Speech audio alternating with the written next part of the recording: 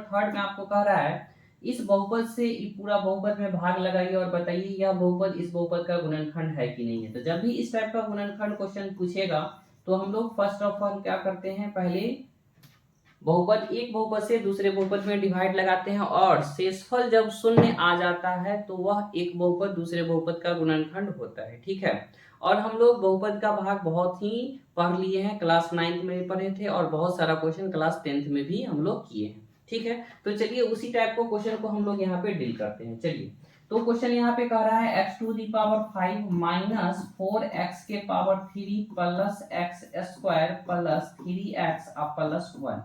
इसमें कहता है डिवाइड आप लगाइए और डिवाइड लगा के बताइए कि एक बहुपद दूसरे बहुपद का गुणनखंड है कि नहीं। ठीक है, तो चलिए हम लोग यहाँ पे देखते हैं। First of all step by step इसको हम बनाने का कोशिश करते हैं। क्या लाना है, x के पावर 5 लाना है। तो चलिए x के पावर 5 लाना है, कितना में लाना है तो फर्स्ट लेते हैं, फर्स्ट x क्यू में लाना रहता है। ठीक है, तो यहाँ पे लिखेंगे x क्यू। आपको यहाँ पे जो भी रहे x क्यू रहे या x स्क्वायर रहे या 2x रहे या x रहे, फर्स्ट में जो स्थान पे जो रहेगा वेरिएबल उसी से हमको रफ में डिवाइड लगाना है। ठीक है, डिवाइड लगाने के बाद देखिए यहाँ पे 3 कैंसिल हो गया, 2 बच गया, तो फाइनली कितना बचा, एक्स स्क्वायर बचा। जो बचेगा वही क्या करना है, भागफल में आपको लिखना है। और भागफल में लिखने के बाद क्या करना है, यहाँ पे आपको देखना है जो आपको जितना भाजक है उसमें मल्टीप्लाई भी करना रहता है। तो भाजक क्या है, x square x Q minus 3x plus 1 भाजक है, इसमें आप मल्टीप्लाई कीजिए। तो यहाँ पे देखिए 3x है, यहाँ पे 2x है, तो बेस से इनका पावर जुड़ जाता है, तो x के पावर कितना हो जाएगा, 5 हो जाएगा, माइनस 3 और 2 और वहां पे 1 तो कितना हो जाएगा, 3 हो जाएगा, प्लस में क्या हो जाएगा, तो एक्स स्क्वायर होगा। तो चलिए मल्टीप्लाई करने के बाद जितना आया है इसके सामने लिखते हैं। 5 के सामने 5 लिखेंगे, पावर 3 वाला पावर 3 के सामने लिख देते हैं और पावर 2 वाला पावर 2 के सामने लिख दीजिए और साइन चेंज कर दीजिए। तो फाइनली यहाँ पे देखने को मिल रहा है एक टर्म ये वाला कैंसिल हो गया। अब देखिए इसमें क्या है, जो ऊपर में माइनस है नीचे में प्लस है, तो माइनस प्लस क्या होता है, माइनस होता है, घटेगा तो माइनस एक्स क्यू बचेगा, 4 में से 3 घटा 1 बचा। यहाँ पे देखिए एक्स स्क्वायर वाला टर्म कैंसिल हो गया, तो क्या बचा यहाँ पर 3x बचा और प्लस में क्या बचा, 1 बचा। तो चलिए अब यहाँ पे हमको लाना क्या है, तो देखिए सेकेंड स्टेप में हमको क्या लाना है, तो माइनस एक्स क्यू लाना है। तो लिखेंगे माइनस एक्स क्यू, कितना में लाना है, तो एक्स क्यू में लाना है, तो यहाँ पे लिखेंगे एक्स क्यू से एक्स क्यू कैंसिल 1 बार में, तो फाइनली क्या बचा, माइनस 1 बचा।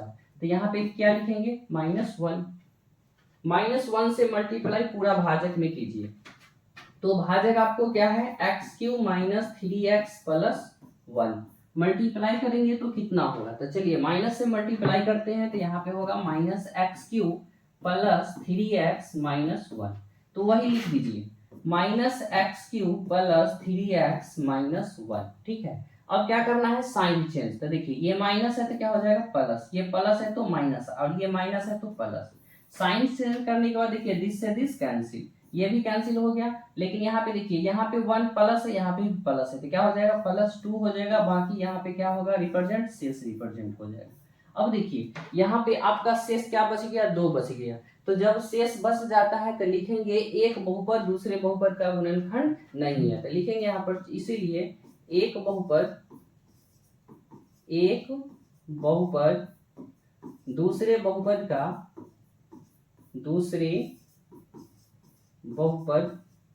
का गुणनखंड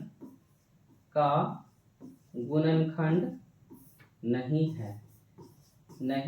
क्यों, क्योंकि यहाँ पे आपका कुछ न कुछ शेष बच गया है। ठीक है, यहाँ पे यह शेष नहीं बचना चाहिए, यहाँ पे शेष बच गया है, इसलिए एक बहुपद दूसरे बहुपद का गुणनखंड नहीं है। ठीक है, तो इस तरह से आप जब भी क्वेश्चन पूछा जाएगा एक बहुपद दूसरे बहुपद का गुणनखंड है कि नहीं है, तो आप इस तरह से डिवाइड लगा के क्वेश्चन को आसानी से देख सकते हैं। शेषफल बच गया तो गुणनखंड नहीं है, अगर शेषफल नहीं बचा तो एक बहुपद दूसरे बहुपद का गुणनखंड है।